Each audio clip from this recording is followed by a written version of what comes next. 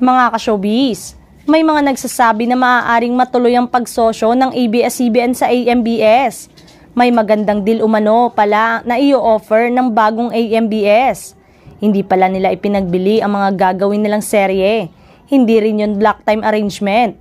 Ito ay di umano'y isang partnership deal. Sila ang gagawa ng production, lalo nga't kanilang mga artista.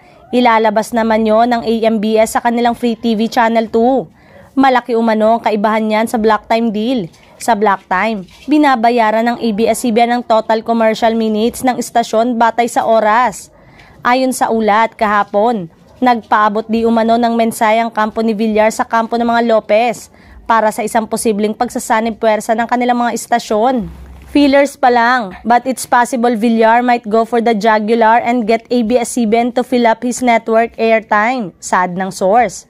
Dagdag pa ng source ng ulat, sinisikap ng kampo ng dating senador na timbangin kung interesado ba ang pamilya Lopez sa pakikipag-alyansa sa kanila dahil maaari itong paraan upang mailabas muli ang mga shows nila sa Channel 2 at Channel 16. Maaalalang January 25, 2022, lumabas ang ulat na naigawad ng NTC ang mga dating TV at radio frequencies ng ABS-CBN Broadcasting Corporation sa kumpanya ni Villar. Bahagi na naging pahayag ng NTC. Pagkatapos ng technical na pagsusuri ng kahilingan ng AMBS para sa isang simulcast channel, ang Channel 2 ang ipinares na analog channel sa Mega Manila ng Digital Channel 16 ay pansamantalang itinalaga sa AMBS. Ang pansamantalang pagtatalagang ito ay para sa mga layunin ng simulcast lamang at hanggang sa naka-schedule na analog shut-off sa 2023. Ipinagkaloob ang pansamantalang pagtatalaga upang matiyak ang serbisyo sa parehong mga gumagamit ng analog at digital na TV signal habang lumilipat ang bansa sa ganap na digital TV. Marami naman ang hindi pabor kung sakaling magkaroon ng partnership sa pagitan ng ABS-CBN at AMBS. Sana daw ay ibigay na sa dating pagmamay-ari ang frequency ng ABS-CBN network.